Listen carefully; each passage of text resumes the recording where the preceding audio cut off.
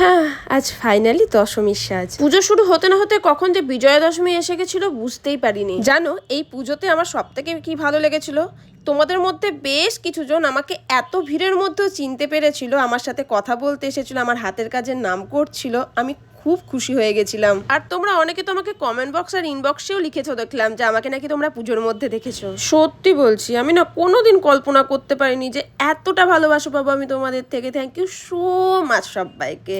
তোমরা এইভাবেই আমার পাশে থেকে যেও সারা জীবন।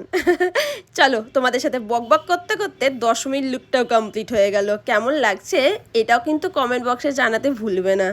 তবে জানো, প্রতিবারই এই দিনটা বড্ড মন খারাপ করে। দুর্গাপুজোর জন্য আবার 1 বছর অপেক্ষা করতে হবে। এবারে ছিল আমার বিয়ের পরে প্রথম সিঁদুর খেলা, তাই শাশুড়ি মা আর ননদ মানে আমার মা আর দিদি ভাইয়ের সাথে চলে গেছিলাম পাড়ার প্যান্ডেলে মাকে বরণ করতে আর সিঁদুর খেলতে। ঠাকুরের কাছে এটাই প্রার্থনা করি যেন সবাইকে সুস্থ রাখে আর এরকমই হাসি খুশি রাখে আমাদের সারা জীবন। আর এই যে তোমাদের বলছি, অনেক হলো গেট রেডির ভিডিও দেখা, এবারে কিন্তু ভালো ভালো হাতের কাজের ভিডিও আসতে চলেছে। তো সঙ্গে থেকো আর দেখতে থাকো, আর সবাই খুব ভালো থেকো আর নিজের প্রিয় মানুষদের ভালো রেখো। শুভ বিজয়া।